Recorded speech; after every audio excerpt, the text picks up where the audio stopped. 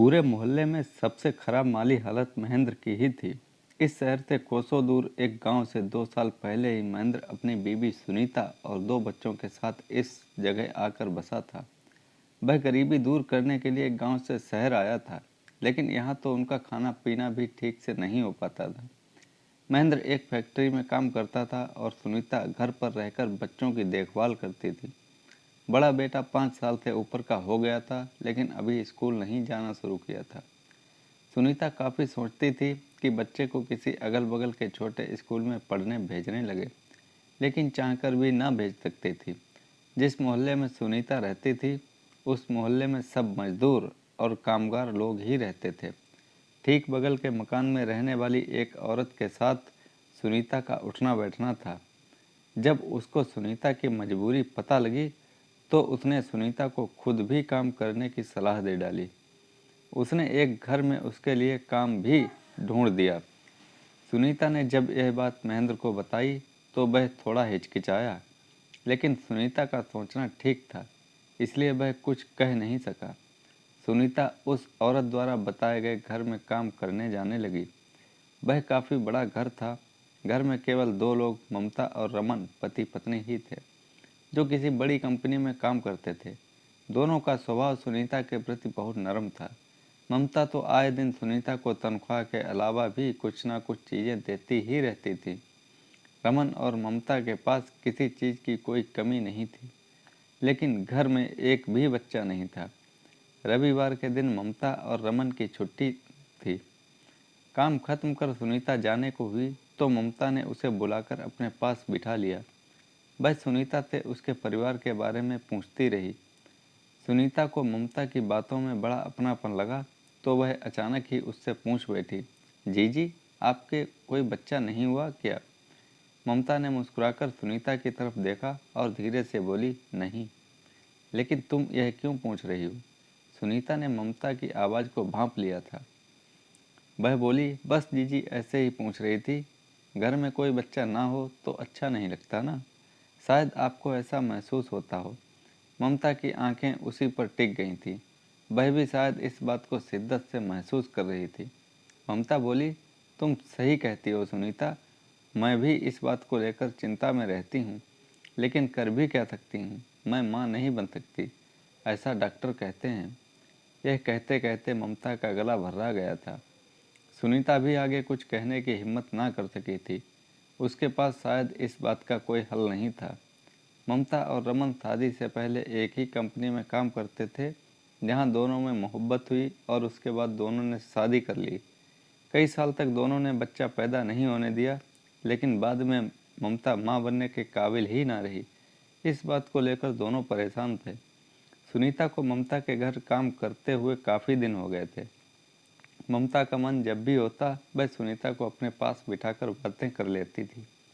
पर अब सुनीता ममता से बच्चा न होने या होने को लेकर कोई बात नहीं करती थी। एक दिन ऐसे ही गुजर रहे थे। एक दिन ममता ने सुनीता को आवाज़ दी और उसे साथ लेकर अपने कमरे में पहुंच गई। उसने सुनीता को अपने पास ही बिठा लिया। सुनीता अपनी मालकिन ममता के बराबर में बैठने से हिचकती थी, लेकिन ममता ने उसे हाथ पकड़कर ज़बरदस्ती बिठा ही लिया। ममता ने सुनीता का हाथ अपने हाथ में लिया और बोली, सुनीता, तुमसे एक काम आ पड़ा है, अगर तुम कर सको तो कहूँ। ममता के लिए सुनीता के दिल में बहुत इज्जत थी। भला वह उसके किसी काम के लिए क्यों मना कर देती। वह बोली, जीजी कैसी बात करती हो, आप कहो तो सही, ना करूँ तो कहना। ममता ने थोड़ा झिझकते हुए कहा, सुनीता, डॉक्टर कहता है कि मैं माँ तो बन सकती हूँ, लेकिन इसके लिए मुझे किसी दूसरी औरत का सहारा लेना पड़ेगा। अगर तुम चाहो तो इस काम में मेरी मदद कर सकती हो। ममता की बात सुनकर सुनीता का मुंह खुला का खुला रह गया। उसको यकीन ना होता था कि ममता उससे इतने बड़े व्यभिचार के बारे में कह सकती है। सुनीता साफ मना करते हुए बोली, जीजी, मैं बेशक गरीब हूँ, लेकिन अपने पति के होते किसी मर्द की परछाई तक को न छूऊंगी। आप इस काम के लिए किसी और को देख लो। ममता हैरत से बोली, अरे बाबली, तुमसे पराया मर्द छूने को कौन कहता है? यह सब वैसा नहीं है जैसा तुम सोच रही हो। इसमें सिर्फ लेडी डॉक्टर के अलावा तुम्हें कोई नहीं छुएगा। यह समझो कि तुम सिर्फ अपनी कोख में बच्चे को पालोगी, जबकि सब कुछ मैं और मेरे पति करेंगे। सुनीता की समझ में कुछ ना आया था। सोचा कि भला ऐसा कैसे हो सकता है कि कोई आदमी औरत को छुए भी नहीं और वह माँ बन जाए। सुनीता को हैरान देखकर ममता बोल पड़ी, क्या सोच रही हो सुनीता? तुम चाहो तो मैं सीधे डॉक्टर से भी बात करा सकती हूँ।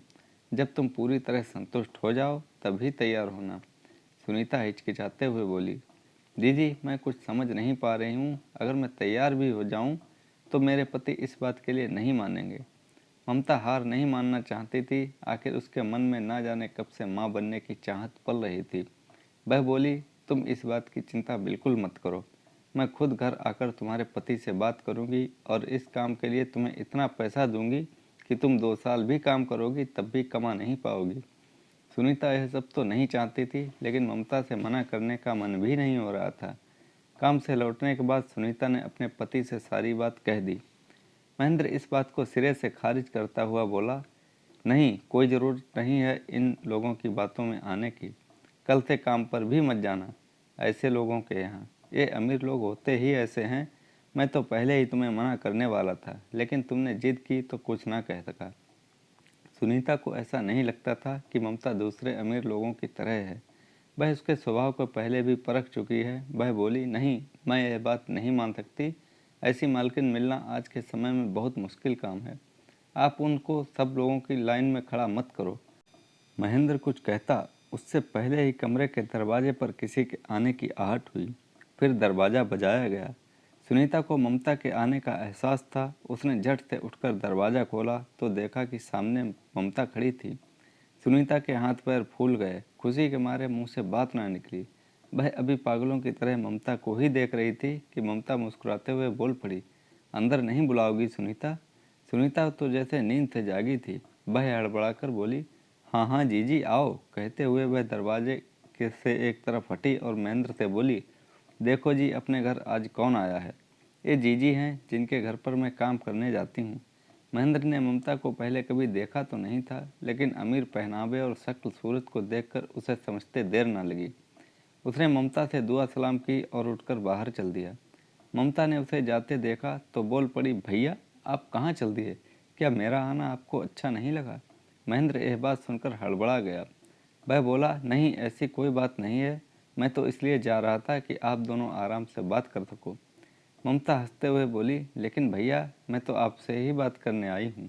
आप भी हमारे साथ बैठो ना। महेंद्र ना चाहते हुए भी बैठ गया। ममता का इतना मीठा लहजा देखकर उसका मुरीद हो गया था। उसके दिमाग में अमीरों को लेकर जो सोच थी वह जाती रही। सुनीता सामने खड़ी ममता को वहीं बिछी एक चारपाई पर बैठने का इशारा करते हुए बोली, दीदी मेरे घर में तो आपको बिठाने के लिए ठीक जगह भी नहीं। आपको आज इसी चारपाई पर ही बैठना पड़ेगा। ममता मुस्कुराते हुए बोली, सुनीता, प्यार और आदर से बड़ा कोई सम्मान नहीं होता। फिर क्या चारपाई और क्या बेड। आज तो मैं तुम्हारे साथ ज़मीन पर ही बैठूंगी। इतना कहकर ममता ज़मीन पर पड़ी एक टाट की बोरी पर ही बैठ गई। सुनीता ने लाख कहा, लेकिन ममता चारपाई पर ना बैठी। हार मानकर महेंद्र और सुनीता भी ज़मीन पर ही बैठ गए। सुनीता ने नज़र तिरछी कर महेंद्र को देखा, फिर इशारों में बोली, देख लो, तुम कहते थे कि हर अमीर एक जैसा होता है। देख लिया। महेंद्र से आदमी पहचानने में गलती हुई थी। तभी ममता अचानक बोल पड़ी, सुनीता, क्या तुम मुझे अपने चाय नहीं पिलाओगी? अपने घर की। सुनीता के साथ साथ महेंद्र भी खुश हो गया। एक करोड़पति औरत गरीब के घर आकर ज़मीन पर बैठकर चाय पिलाने की गुजारिश कर रही थी। सुनीता तो यह सोचकर चाय ना बनाती थी कि ममता उसके घर की चाय पीना पसंद नहीं करेंगी। जब खुद ममता ने कहा तो वह खुशी से पागल हो उठी। महेंद्र और सुनीता की इस वक्त ऐसी हालत थी कि ममता इन दोनों से इनकी जान भी मांग लेती तो भी ये लोग मना ना करते। चाय बनी तो सब लोग चाय पीने लगे। इतने में सुनीता का छोटा बेटा जाग गया। ममता ने उसे देखा तो खुशी से गोद में उठा लिया और उससे बातें करने में मशगूल हो गई। महेंद्र और सुनीता जब यह सब देखकर बावले हुए जा रहे थे। उन्हें ममता में एक अमीर औरत की जगह अपने घर की कोई औरत नजर आ रही थी। थोड़ी देर बाद ममता ने बच्चे को सुनीता के हाथों में दे दिया और महेंद्र की तरफ देखकर बोली, भैया मैं कुछ बात करने आई थी आपसे। वैसे सुनीता ने आपको सब कुछ बता दिया होगा। भैया मैं आपको यकीन दिलाती हूँ कि सुनीता को सिर्फ लेडी डॉक्टर के अलावा कोई और नहीं छुएगा। यह इस तरह होगा जैसे कोयल अपने अंडे कौवे के घोंसले में रख देती है और बच्चे अंडों से निकलकर फिर कोयल के हो जाते हैं। अगर आप महेंद्र ममता की बात पूरी होने से पहले ही बोल पड़ा, बहन जी आप जैसा ठीक समझें वैसा करें। जब सुनीता को आप अपना समझती हैं तो फिर मुझे किसी बात से कोई डर नहीं। इसका बुरा थोड़े ही ना सोचेंगी आप। ममता खुशी से उछल पड़ी। सुनीता महेंद्र को मुंह फाड़े देखे जा रही थी। उसे यकीन नहीं हो रहा था कि महेंद्र इतनी जल्दी हाँ कह सकता है। लेकिन महेंद्र तो इस वक्त किसी और ही फिजा में घूम रहा था। कोई करोड़पति औरत उसके घर आकर झोली फैलाकर उससे कुछ मांग रही थी, फिर भला वह कैसे मना कर देता। ममता हाथ जोड़कर महेंद्र से बोली, भैया मैं आपका एहसान जिंदगी भर नहीं भूलूंगी। यह कहते हुए ममता ने अपने मिनी बैग से नोटों की एक बड़ी सी गड्डी निकालकर सुनीता के हाथों में पकड़ा दी और बोली, सुनीता ये पैसे रख लो। बे मैं ले आई। सुनीता ने हाथ में पकड़े नोटों की गड्डी की तरफ देखा और फिर महेंद्र की तरफ देखा। महेंद्र पहले से ही सुनीता के हाथ में रखे नोटों को देख रहा था। आज से पहले इन दोनों ने कभी इतने रुपए नहीं देखे थे, लेकिन महेंद्र कम से कम ममता से रुपए नहीं लेना चाहता था। वह बोला, बहन जी ये रुपए हम लोग नहीं ले सकते। जब आप हमें अपना मानती हैं तो ये रुपए किस बात के लिए। ममता ने सदा हुआ जवाब दिया, नहीं भैया ये तो आपको लेने ही पड़ेंगे। भला कोई और ये काम करता तो वह भी तो रुपए लेता, फिर आपको क्यों ना दूं। और ये रुपए देकर मैं कोई एहसान थोड़े ही कर रही हूँ। इसके बाद ममता वहाँ से चली गई। महेंद्र ने ममता के जाने के बाद रुपए गिने, पूरे 1 लाख थे। महेंद्र और सुनीता दोनों ही आज ममता के अच्छे बर्ताव से बहुत खुश थे। ऊपर से वे 1 लाख रुपए भी दे गईं। ये रुपए इतने थे कि 2 साल तक दोनों काम करते तो भी इतना पैसा ना जोड़ पाते। दोनों के अंदर आज एक नया जोश था। अब ना किसी बात से ऐतराज था और ना किसी बात पर कोई सवाल। जल्द ही सुनीता को ममता ने डॉक्टर के पास ले जाकर सारा काम निपटवा दिया। वह सुनीता के साथ उसके पति महेंद्र को भी ले गई थी, जिससे उसके मन में कोई शक ना रहे। ममता ने अब सुनीता के घर का सारा काम कराना बंद कर दिया। घर के काम के लिए उसने एक दूसरी औरत को रख लिया था। सुनीता को खाने के लिए ममता ने मेवा से लेकर हर जरूरी चीज़ अपने पैसों से लाकर दे दी थी। साथ ही 1 लाख रुपए और भी नकद दे दिए थे। ममता नियमित रूप से सुनीता को देखने भी आती थी। उसने महेंद्र और सुनीता को उसके घर पर रहने के लिए भी कहा था, लेकिन महेंद्र ने वहां रहने के बजाय अपने घर में ही रहना ठीक समझा।